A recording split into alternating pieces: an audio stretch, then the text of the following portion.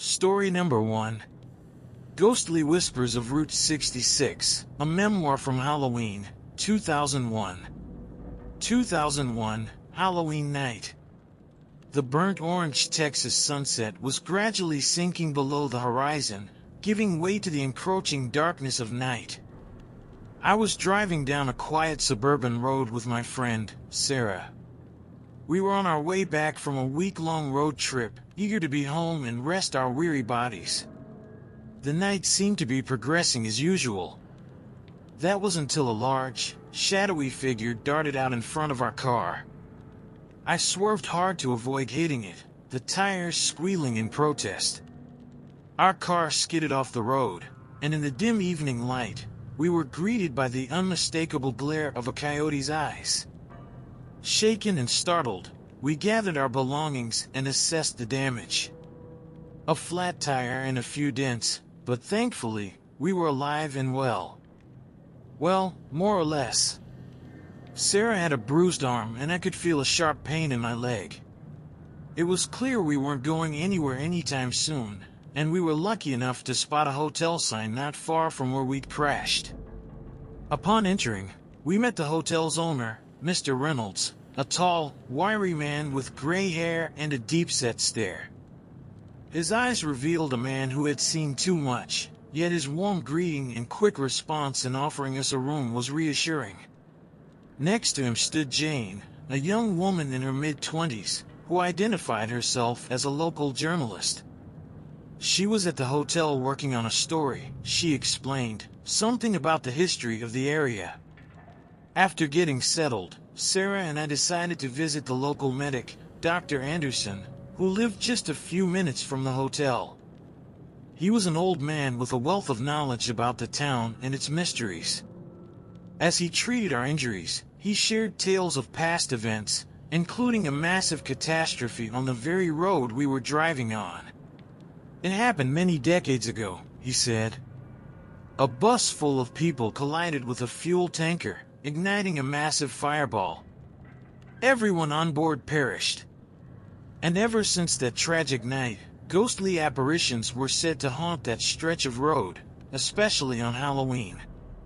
Many drivers have reported seeing spectral figures, which caused them to lose control and crash. I was taken aback, but I tried to dismiss it as mere folklore. That was until we returned to the hotel. The woods near the motel came alive that night. Eerie whispers floated on the wind, and ghostly apparitions danced between the trees. Sarah and I, frozen in fear, watched as the specters drew closer, their tormented faces evident in the dim light. Jane, seeing our terror, approached with Mr. Reynolds. She confessed that she was investigating the mysterious events tied to the tragedy Dr. Anderson spoke of. She had found evidence that the accident wasn't just a mere mishap, but a planned sabotage. Mr. Reynolds' father, the former hotel owner, had documents revealing shady dealings, which might have been the cause behind the accident. Together, the four of us delved deeper into the conspiracy, finding evidence of corruption, blackmail, and deceit. But the more we uncovered, the more aggressive the spirits became. Finally, on the third night, after gathering all our findings, we held a séance to communicate with the restless spirits. Through Jane's recordings and the documents from Mr. Reynolds, we acknowledged the truth of their deaths and vowed to bring those responsible to justice. The atmosphere changed that night. The once hostile spirits seemed to find a sense of peace, their cries of anguish replaced with soft, grateful whispers. Sarah and I left the hotel a few days later, but the memories of that Halloween night in 2001 remain vividly etched in my mind. Not just as a terrifying encounter, but as a poignant reminder that sometimes, the living can help the dead find their way to peace. Story number 2. Echoes of Elm Street, a Halloween recollection from 2002. 2002, Halloween night. New York's suburban outskirts held a beauty that was unparalleled, especially during the fall. The rustling of the fallen leaves, the cool breeze, and the promise of festivities made the season feel alive. On this particular evening, I was driving with my friend, Rachel, both of us students from a nearby university. We had just finished attending a seminar and were eager to get back to campus. But as our journey progressed, an unexpected figure darted in front of our car. A man, his eyes wide with terror and his clothes tattered, stumbled and fell to the ground beside the road. I slammed on the brakes, swerving hard. Our car skidded to the side, narrowly missing him. The impact left us shaken, our car slightly damaged. Cautiously, we approached the man. He was disoriented, muttering incoherently about them and pointing towards the nearby woods. Given the state he was in, we decided to get him to safety and find a nearby place to stay for the night. That's when we noticed a sign for a hostel nestled a little way down the road. As we entered, we were greeted by the hostel's manager, Clara, a middle-aged woman with an air of calm authority. Beside her was Robert, a local detective, who was staying at the hostel while investigating a series of unexplained accidents in the area. Rachel and I decided to visit a local medical practitioner after checking in. Dr. Mason, a kind elderly man, treated our minor injuries. As he bandaged us up, he warned us about the history of Elm Street, where our accident took place. Decades ago, there was a massive pileup, claiming numerous lives. Since that night, the area had been notorious for mysterious sightings and accidents. We returned to the hostel with a sense of unease. As darkness truly settled, strange occurrences began. Whispers echoed through the halls, cold drafts seemed to come from nowhere, and shadowy figures flitted in the forest surrounding the hostel. Robert, hearing our tale, grew more intrigued. He shared his findings, revealing that many of the recent accidents mirrored our own experience, a panicked person causing drivers to swerve and crash. With Clara's local knowledge and our recent encounter, the four of us began piecing together the mystery. Old newspaper clippings and town records revealed a chilling story. The pileup from years ago wasn't just a freak accident but a calculated event. A deranged individual, hoping to cause chaos, had tampered with the streetlights and caused the fatal crash. As we delved deeper, the paranormal activity intensified. The spirits of the crash victims seemed to be reaching out to us, leading us to the deranged individual's remains deep within the forest. Together, on Halloween night, we held a vigil, acknowledging the victims and the tragedy they endured. By morning, the restless spirits seemed to have found some semblance of peace, their haunting presence dissipating with the first light of dawn. Years have passed since that fateful night in 2002, but I remember it like it was yesterday. It was a grim reminder that sometimes, the most haunting tales are deeply rooted in reality. Story number 3. The Haunting of Hollow Drive, Recollections from 2003. 2003, Halloween night. Los Angeles, with its sprawling suburbs and cinematic history, always seemed to be alive with stories. But on this particular evening, the tale I was about to experience was more chilling than any Hollywood screenplay. I was driving with my companion, Mia, looking forward to a peaceful evening after days of sightseeing. But as the winding roads of the suburb took us deeper into the night, a wild coyote dashed in front of our car. Instinctively, I swerved hard, avoiding the creature but damaging our car in the process. With darkness closing in and the feeling of unease palpable, we decided to seek refuge for the night. Not far from where we had stopped, the dim lights of a motel beckoned. Upon entering, we were met by the innkeeper, Mrs. Calloway, a stern-looking woman in her 60s with sharp, probing eyes.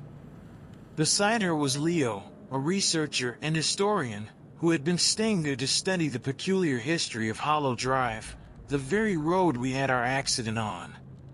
After settling in, Mia and I decided to see a local doctor due to the minor injuries we sustained during the accident.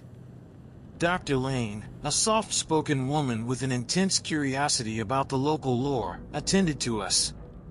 As she treated our wounds, she began to talk about the numerous accidents that had taken place on Hollow Drive. Over the years, she mentioned, many had seen apparitions on the road, causing them to swerve or crash.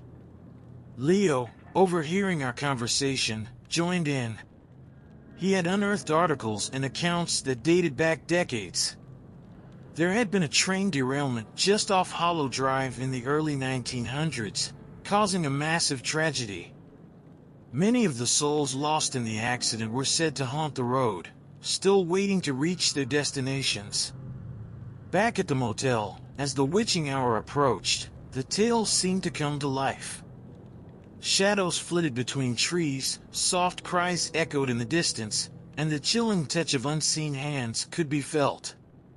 Mrs. Calloway, seeing our fear, finally opened up about her own experiences. She had witnessed these spirits year after year, always most active on Halloween night.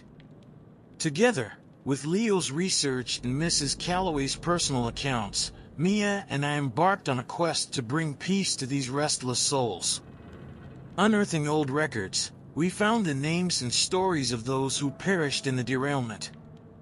On Halloween night, we conducted a ritual, calling out to the spirits, acknowledging their pain and urging them to find peace. As dawn approached, a serene calm enveloped Hollow Drive. The spectral apparitions, once trapped in their never-ending loop of despair, seemed to have found their way home. It's been years since that fateful night in 2003, but the memories remain. Hollow Drive taught me that sometimes, to find our way forward, we must first help others find their way to the other side.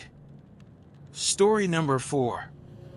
The Shadows of Sycamore Lane, Memories from 2004. 2004, Halloween night. San Francisco's suburbs, with their eclectic mix of modernity and history, had always fascinated me. I was driving with my college mate, Lucas, hoping to catch the famous Halloween celebrations downtown. The festive anticipation was palpable. That was until our night took a dark turn. Out of nowhere, a frenzied man bolted across the road, his fear-stricken eyes locked onto ours.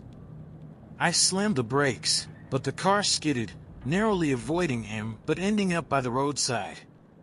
The man, panting heavily, collapsed nearby. Given the circumstances, we decided to find a nearby hostel for the night. It wasn't long before we spotted a modest sign that read Sycamore Hostel. Inside, we were met by the hostel owner, Mr. Fletcher, an older gentleman with a keen interest in local legends. Beside him was Nora, a detective with the San Francisco Police Department. She was off-duty and staying at the hostel while investigating some old unsolved cases tied to the area. After checking in, Lucas and I felt it necessary to see a doctor for the minor injuries we'd sustained. Dr. Ruiz, a young practitioner with a penchant for local folklore, attended to us. As he worked, he began sharing stories about the suburb's dark past, particularly Sycamore Lane, where our accident occurred. Decades ago, a trolley car had veered off course and crashed, leading to numerous fatalities. Ever since, drivers have reported ghostly figures and sudden, inexplicable fears that caused them to lose control of their vehicles. Returning to the hostel, the Halloween ambience took on a darker tone. Strange occurrences began to manifest. Whispers echoed from empty corridors, ghostly visages appeared in the woods surrounding the hostel, and chilling breezes seemed to come from nowhere. Nora, intrigued by our experience and the tales from Dr. Ruiz, decided to delve deeper. With Mr. Fletcher's accounts and her investigative skills, we started to piece together a horrifying narrative. The trolley crash wasn't an accident but a result of sabotage tied to a feud between two old families of the area. As the night wore on, we decided to confront and appease the spirits. Using old newspaper clippings and records, we identified the crash victims. Gathering in a circle, we called out to them, acknowledging their untimely end and promising to shed light on the truth behind their demise. As dawn broke, the spectral cries and apparitions began to fade. The restless souls, it seemed, had found a semblance of peace. Today, years after that Halloween of 2004, the memories remain vivid. Sycamore Lane taught me that sometimes, unearthing the past is the only way to pave a clear road for the future. Story number 5. Whispers of Windward Avenue, a memory from 2005. 2005, Halloween night. Miami, known for its vibrant culture and sun-kissed beaches, also held secrets in its darker corners, especially in the quiet suburbs. That evening, I was driving with my friend, Elena, excited about our Miami vacation.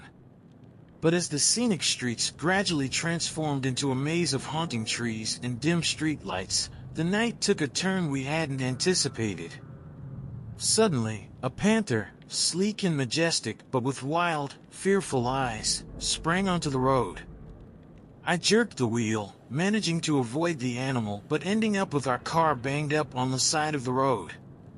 With the weight of the night pressing down on us, we decided to find a place to stay, and soon, a quaint hotel, the Palmetto Inn, came into view. Upon entering, we were greeted by Diego, a local historian with a vast knowledge of Miami's past. At his side was Isabella, a psychic medium, who claimed she could communicate with the other side and was in town for a seance event. After checking in, Elena and I, nursing a few scrapes and bruises, decided to visit a nearby clinic. Dr. Fernandez, a cheerful yet somewhat reserved medic, attended to us. As he treated our wounds, he began sharing stories of Windward Avenue, the very road we had our mishap on. Years ago, a bus filled with revelers had met a tragic end there. And since then, ghostly figures have been reported, causing numerous accidents. Returning to the Palmetto Inn, eerie occurrences began to unfold. The woods surrounding the hotel seemed to come alive with spectral figures, faint whispers echoed through the halls, and an unshakable chill hung in the air. Isabella, sensing the distress in the atmosphere, decided to hold an impromptu seance with the help of Diego's historical insights. Together, we delved into the tragic event, discovering that the bus accident was tied to a feud between two local families, a feud that resulted in a deliberate act of sabotage. Determined to bring solace to the restless spirits, we ventured to the accident site. Using Isabella's psychic abilities and Diego's knowledge, we called out to the spirits, acknowledging their pain and offering them a chance for peace. As dawn approached, the once haunting woods were bathed in a serene light. The spirits, it seemed, had found their way, no longer bound to the tragic past. Years have passed since that Halloween night in 2005, but the memories remain vivid. Windward Avenue not only stands as a testament to Miami's tragic past, but also to the hope that even in darkness, there is always a path to the light. Story number 6. The Phantoms of Pinebrook Lane, Chronicles from 2006. 2006, Halloween night. Orlando, famous for its magical theme parks, also concealed some dark tales within its suburban corners. I, alongside my college friend Alex, was exploring the city's lesser-known areas when our trip took a spine-chilling turn. Driving down a serpentine road, the silhouette of a terrified man appeared suddenly. Sprinting erratically, he glanced over his shoulder, eyes wide with terror, before collapsing beside the road. Alex slammed the brakes, the car screeching to an abrupt stop, barely avoiding the fallen figure. Given the unsettling circumstances, we decided to find shelter nearby. A sign reading Pinebrook Hostel emerged from the darkness, offering refuge. Inside, we were met by Mr. Thompson, an elderly librarian with an intricate knowledge of Orlando's history. Accompanying him was Valerie, a journalist who had been investigating mysterious occurrences in the Orlando suburbs. Once settled, Alex and I, nursing minor injuries, decided to consult a local medic. Dr. Harper, a friendly practitioner with deep-set, curious eyes, treated us. Over the course of our treatment, he spun tales of Pinebrook Lane, where we had our fateful encounter. Decades ago, a school bus had tragically crashed there, and since then, ghostly apparitions had frequently been reported. Returning to the hostel, a palpable tension hung in the air. The surrounding woods rustled with ghostly movements, spectral children played on the edge of vision, and mournful lullabies echoed through the night. Valerie, sensing a story, teamed up with Mr. Thompson's vast knowledge. Together, we unearthed that the bus accident was no accident at all. A tragic tale of jealousy and betrayal led to the deliberate tampering of the bus brakes by a disgruntled local. Determined to find answers and bring solace to the restless spirits, we conducted a seance, led by Valerie's experience with past paranormal investigations and Mr. Thompson's historical expertise. We reached out to the lost souls, promising to unveil the truth behind their tragic demise.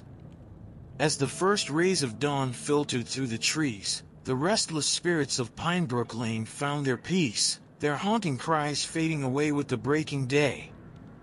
Years later, the chilling events of that 2006 Halloween remain etched in my memory. Pinebrook Lane taught me that, sometimes, behind the shadows of haunted paths lie tales of human envy and malevolence, waiting to be uncovered. Story number 7. Nevada Nocturne, Unearthed Memories of 2007. 2007, Halloween night. While most associate Las Vegas with neon lights and bustling casinos, its suburbs possess a haunting charm that stands in stark contrast. That night, I was driving with my close friend, Nathan, on the outskirts of Las Vegas, keen on exploring the areas less frequented by tourists. But as fate would have it, our expedition was about to take a horrifying detour. A sudden blur, a coyote, gaunt and seemingly terrified, darted across the road.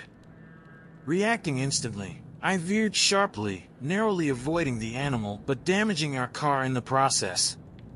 With the blanket of night swiftly enveloping us, Nathan and I opted to stay at the nearest motel, the Desert Mirage Inn.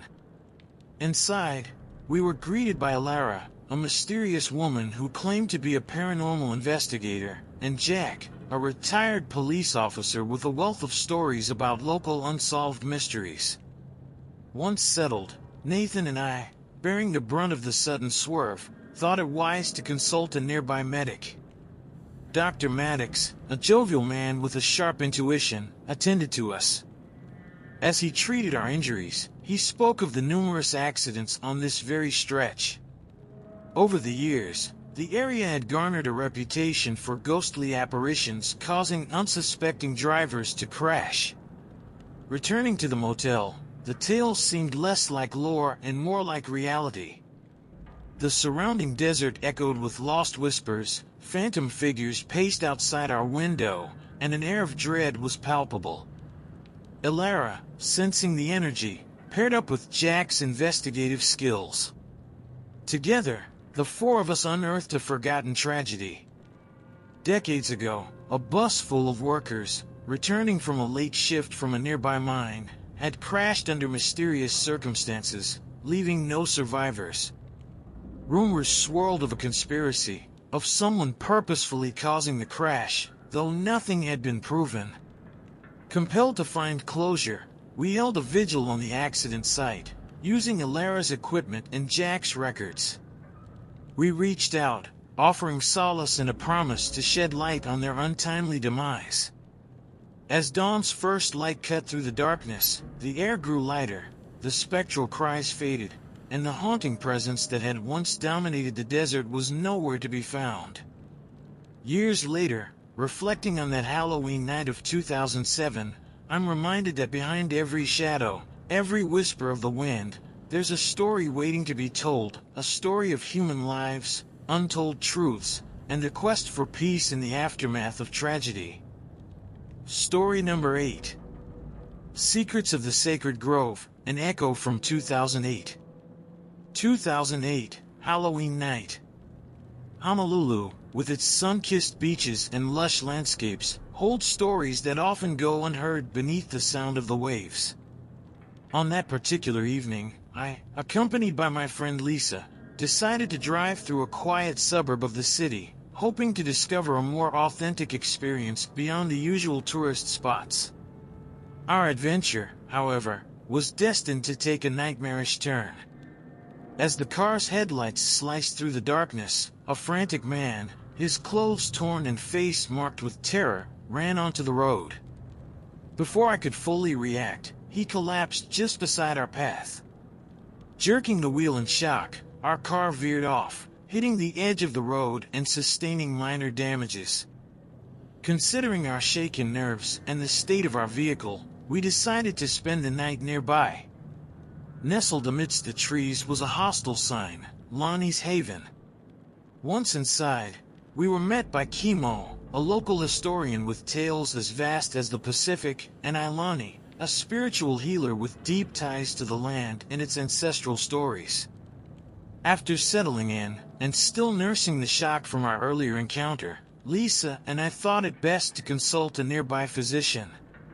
Dr. Malia, with a calm demeanor and comforting presence, attended to our minor bruises. As she worked, she whispered tales of the old road and its haunting past. Many drivers had reported ghostly apparitions causing them to lose control, eerily similar to our experience. Returning to Lonnie's Haven, the weight of the night's legends became more tangible. Shadows moved with purpose between the trees, ghostly chants floated on the breeze, and an ethereal presence weighed heavily upon the grounds. Ilani, sensing the spirit's unrest, and with Kimo's deep knowledge, revealed an ancient tale. Years ago, the road was the site of a tragic procession accident.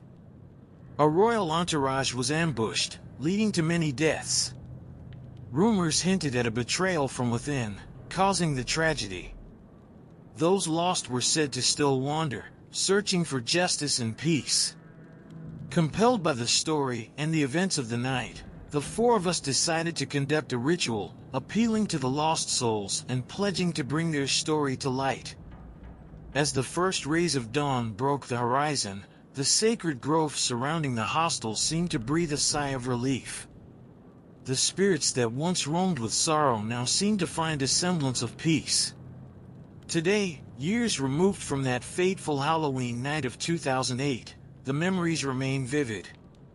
The suburb of Honolulu reminded me that beneath the beauty of our world, there are stories of pain, betrayal, and hope, all waiting to be heard. Story number 9.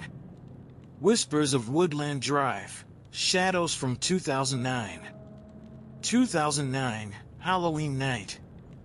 The suburbs of Washington, D.C., steeped in historical significance and political intrigue, hold stories that span centuries. On that chilly evening, I, along with my friend Samuel, had been exploring the less traveled paths around the city. But our journey, initially filled with excitement, was about to steer towards the mysterious.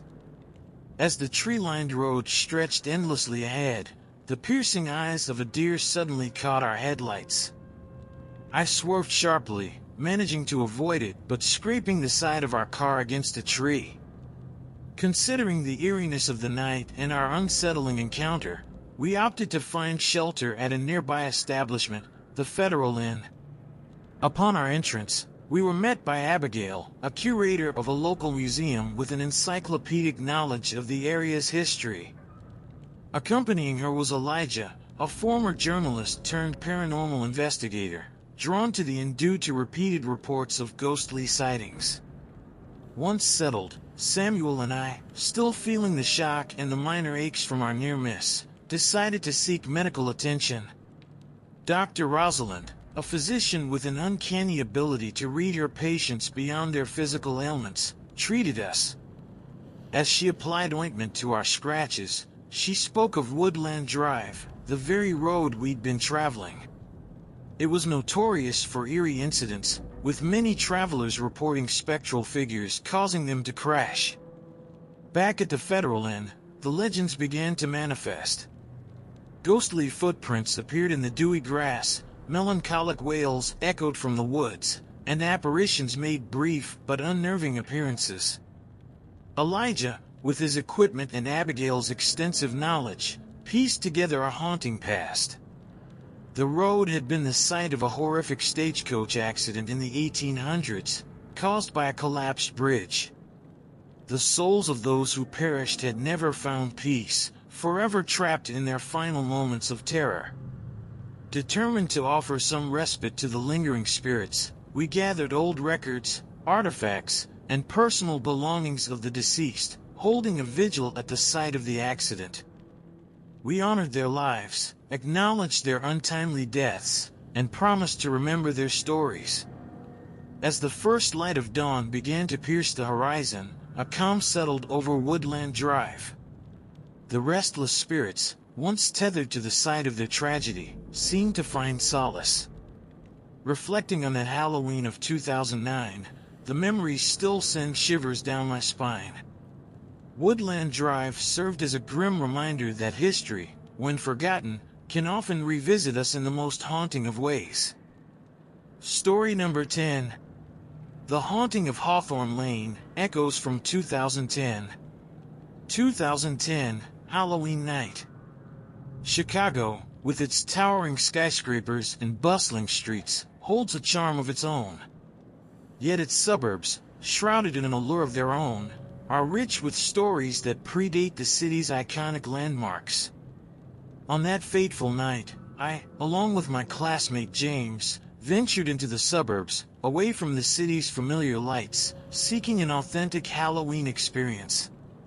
But as the evening progressed, our adventurous spirit would be tested. As the tree canopies overhead darkened the road ahead, a frantic man, disheveled and with fear evident in his eyes, suddenly darted in front of our car. James, who was driving, slammed the brakes, narrowly avoiding a collision, but our car skidded off the road. Unnerved by the close call and the enveloping darkness, we chose to find shelter. A weathered sign pointing to the Hawthorne Hostel seemed like a beacon of safety. Upon arrival, we were greeted by Caroline, a retired history professor who had a penchant for the city's darker tales. Accompanying her was Robert, an investigative journalist who had been researching haunted sites around Chicago. After settling down, our brush with the panicked man and the sudden swerve left us with a few bruises. We visited Dr. Clara, a local practitioner known for both her medical prowess and her deep understanding of local folklore. As she tended to our injuries, she narrated tales of Hawthorne Lane, where numerous accidents were attributed to ghostly apparitions. Back at the hostel, the tales we heard began manifesting. Windows rattled with no wind, ethereal figures flitted between the trees, and cold whispers brushed past our ears. Piecing together the stories from Caroline and Robert's research, we discovered the tragic history of the lane. A century ago, a horse-drawn carriage carrying a wedding party had met a tragic end on that very stretch. Sabotaged by a spurned lover, the entire party perished, and their souls were said to haunt the lane since, causing accidents out of their own eternal torment. Determined to help, we conducted a candlelit vigil, paying respects to the lost souls, acknowledging their tragedy, and asking for their forgiveness. With the first rays of dawn, a profound peace settled around the Hawthorne Hostel. The restless spirits of the wedding party seemed to find solace, their presence fading with the night.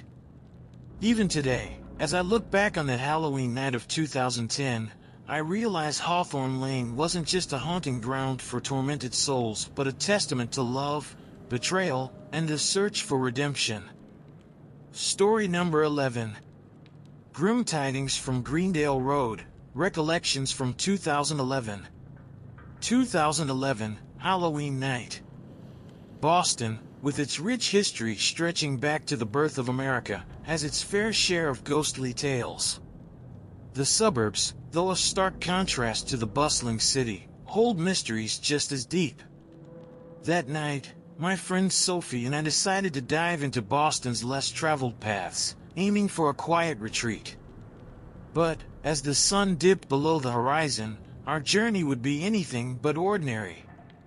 Amidst the winding roads, the haunting howl of a wolf echoed, culminating in the sudden appearance of the beast before our car. I swerved frantically, narrowly avoiding it, but our car scraped against a roadside tree. Spotting a sign that read Colonial Charm Hotel, we deemed it best to spend the night there, given our car's state and the encroaching darkness. Upon our arrival, we met Thomas, a historian whose knowledge of Boston's past rivaled any book. With him was Lydia, an enigmatic figure who, as we'd come to learn, was a medium, drawn to places where spirits were restless. Once settled, our sudden encounter with the wolf and the resulting crash had left Sophie and me with a few scratches. We visited a nearby clinic where Dr. Bennett, an elderly gentleman with an air of wisdom, tended to us. Between treatments, he whispered tales of Greendale Road, where many had met unexplained fates. Back at the hotel, the legends began to manifest. Shadows danced beyond the edge of our vision, old songs from another time played faintly, and the air grew cold and still. Intrigued and alarmed, we delved into the history with Thomas and Lydia. Together, we unearthed a heartbreaking tale from the 1700s. A local celebration had turned tragic when a bridge collapsed, sending many to their watery graves. The cause? Sabotage, due to a bitter rivalry between two families. Those souls, it was said, remained, causing accidents out of their own unresolved anguish. Determined to bring peace, we, guided by Lydia's mediumship and Thomas's records, held a candlelit session at the site of the old bridge, seeking to communicate with and pacify the restless spirits. Come dawn, Greendale Road felt different. The oppressive weight lifted, replaced by a serene quiet, as if the spirits had finally found their rest. Reflecting on that Halloween of 2011, I realized that beneath Boston's colonial charm lie tales of love, rivalry, and a yearning for resolution that even death cannot quench. Story number 12. The Lost Souls of Liberty Lane, Memories from 2012. 2012, Halloween night. Philadelphia, home to American liberty, possesses suburbs with stories that reverberate through time. On that evening, I and my university friend, Alex, aimed to explore these suburbs, seeking an adventure away from the campus lights. But, as the hours crept by, our exploration turned into a spine-chilling escapade. As we navigated the less trodden paths, a man, eyes wild with terror, emerged from the woods and sprinted across the road. Alex slammed on the brakes, barely avoiding him, but the sudden maneuver sent our car crashing into a road sign. Considering the state of our vehicle and the man's eerie appearance, we decided to seek shelter nearby. A rusted signpost directed us to the Liberty Lodge hostel. At the lodge, we encountered Isabella, a local librarian whose knowledge of Philadelphia's history was both vast and intimate. Her companion, Victor, an amateur paranormal enthusiast, was equipped with tools to detect any supernatural presence. Shaken from the accident and the man's unsettling appearance, Alex and I thought it wise to get our bruises checked.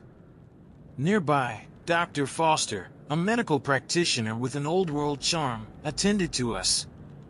As he treated our injuries, he shared tales of Liberty Lane's notorious reputation for unexplained accidents and ghostly sightings. As night grew deeper, the Liberty Lodge's history began to reveal itself. Spectral figures danced in the forest, mournful whispers filled the air, and a palpable dread permeated the hostel. Piecing together local legends with Isabella's accounts and Victor's recordings, we uncovered a tragic event from the 1800s. A grand festival, celebrating a local hero, ended in catastrophe when a carriage malfunctioned and plunged into a ravine, killing many attendees. These restless spirits, it was believed, haunted Liberty Lane, leading many drivers to their doom. Armed with knowledge, empathy, and Victor's equipment, we decided to conduct a séance, attempting to communicate with the restless souls and assuring them of our intention to share their story, hoping to give them the peace they sought. As dawn approached, the once oppressive atmosphere of Liberty Lane seemed to lift. The spectral figures, their story finally acknowledged, faded into the morning mist. Even now, looking back at that Halloween night of 2012, I'm reminded of the power of untold stories and the lengths to which the departed will go to ensure they're heard. Story number 13. Echoes of Elmwood Avenue, Nightmares from 2013. 2013, Halloween night. Dallas, with its sprawling urban landscape, hides stories in every shadow, especially in its quieter suburbs. That Halloween, my girlfriend Lucy and I were on a road trip, seeking a peaceful escape from the city's hustle and bustle. But that night would be anything but serene. As the amber hues of twilight deepened into the darkness, the sudden appearance of a coyote on the road startled us. I swerved violently to avoid it, sending our car crashing into a roadside boulder. Spotting a nearby sign that read Elmwood Elegance Hotel, we thought it best to rest for the night, both because of the state of our car and the unnerving encounter. Upon checking in, we were greeted by Nolan, a retired police officer with a keen sense for the inexplicable, and Meredith, a local journalist who had extensively covered the city's unexplained phenomena. Feeling the impact of our sudden swerve, Lucy and I decided to see Dr. Harriet, a well-respected medic in the town, known not only for her skill but also her fascination with local legends. As she patched us up, she spoke of the many travelers who'd met mysterious ends on Elmwood Avenue. Back at the hotel, the lore seemed to come alive. Ethereal figures moved outside our windows, soft laments echoed through the halls, and a general sense of unease prevailed. Meredith and Nolan, intrigued by our experience and armed with their own knowledge, revealed a sorrowful tale from the late 1800s. A train, en route to Dallas, had derailed near Elmwood Avenue, leading to a massive loss of life. It was believed that a bitter feud and sabotage were the cause. Those who perished were said to roam, especially on nights like Halloween, recounting their tragic end. Determined to pay our respects and perhaps offer these souls some semblance of peace, we held a small ceremony at the site of the accident. Armed with candles, photographs, and a genuine wish to help, we reached out to the spirits, acknowledging their pain and promising to remember their story. By morning, the oppressive atmosphere of Elmwood Elegance Hotel seemed to lighten. The restless spirits, once tethered by their tragic past, seemed to find a measure of peace. To this day, when I recall that Halloween of 2013, I'm reminded of the thin veil separating the living from the departed, and the stories that bridge the two worlds. Story number 14. Whispers of Willow Creek, Shadows from 2014. 2014, Halloween night. Phoenix, with its desert landscapes and fiery sunsets, often invokes thoughts of serenity. However, its suburbs contain tales that defy the tranquility of the surroundings. On that Halloween, my friend Ryan and I, both of us studying anthropology at a local university, had decided to venture into the Phoenix outskirts for a change of scenery.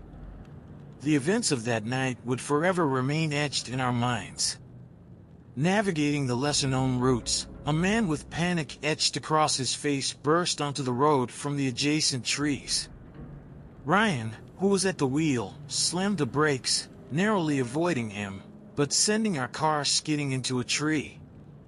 A faded sign led us to the Willow Creek Hostel.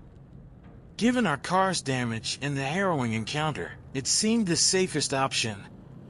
Inside, we met Elena, a folklore scholar with an affinity for Phoenix's hidden tales.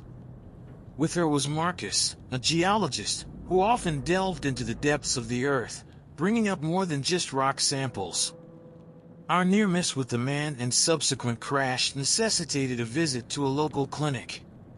Dr. Navarro, while tending to our minor injuries, spoke of the countless accidents that occurred on the very road we had been on. The tales hinted at ghostly apparitions and unexplained occurrences.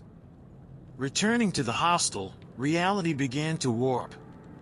Phantasmal figures loomed in the surrounding woods, melancholic wails pierced the silent night, and a sense of dread enveloped the building. With Elena and Marcus' help, we pieced together a heart-wrenching tale from the early 1900s. A local mine had collapsed, trapping and killing many of its workers. Buried in their eternal, rocky tomb, their souls were believed to wander, causing misfortune to those who ventured near. Seeking answers and a way to help, we, armed with Marcus's geological equipment and Elena's historical texts, conducted a night-long vigil at the old mine's entrance. Offering our respects and understanding, we hoped to provide some form of solace to the trapped spirits. As dawn broke, the foreboding presence that had engulfed Willow Creek Hostel seemed to dissipate. The restless souls of the miners, having been acknowledged and remembered, seemed to find a semblance of peace. Reflecting on that Halloween of 2014, I'm constantly reminded that the past, though buried, is never truly gone. Its whispers reach out, longing to be heard. Story number 15. Mysteries of Miramar, the eerie encore of 2015. 2015, Halloween night. San Diego, known for its sandy beaches and bustling city life, has suburban secrets that only emerge when the sun dips and shadows grow. On that Halloween, my wife Lena and I decided to discover these quiet corners, planning for a tranquil weekend getaway. But fate had different plans. On our journey, as the dark silhouettes of trees waved in the wind, a coyote suddenly bolted onto the road. Startled, I swerved, narrowly avoiding it, but not the tree on the side. The impact was mild, but our car was out of commission. A wooden sign, slightly tilted, pointed to Miramar Manor Hotel. Given our situation, we had no choice but to seek shelter there. Inside, we met Clara, a local teacher who held a deep passion for San Diego's less-talked-about history. Her friend, Hector, was a marine biologist but had an odd fascination with the supernatural, having encountered it on some of his deep-sea expeditions. The evening's events warranted a medical checkup. We were directed to Dr. Raymond, whose clinic had an unsettling air. As he attended to our minor injuries, he recounted tales of the many inexplicable accidents on the stretch of road near Miramar Manor. Returning to the hotel, the tales began to materialize. Disembodied voices whispered in the hallways, ghostly apparitions flitted through the woods, and an oppressive melancholy hung in the air. Together with Clara and Hector, we began to unravel a tragic maritime story from the 1800s. A ship en route to San Diego had tragically sunk off the coast. It was later discovered that the ship's load was miscalculated, causing the disaster. The souls lost to the sea were said to haunt the coastal roads, perhaps searching for answers or retribution. Armed with Hector's marine charts and Clara's historical records, we held a midnight vigil at the coastline, paying respects to the lost souls. Lighting lanterns, we set them afloat on the waves, symbolic of guiding the spirits back to peace. Come morning, the eerie aura surrounding Miramar Manor seemed to have lifted. The tormented souls of the shipwreck, acknowledged and mourned, appeared to find their long-sought rest. Now, reflecting on that Halloween of 2015, I'm left with a profound respect for the weight of forgotten tales and the souls that carry them. In the quiet suburbs, if one listens closely, history whispers its secrets,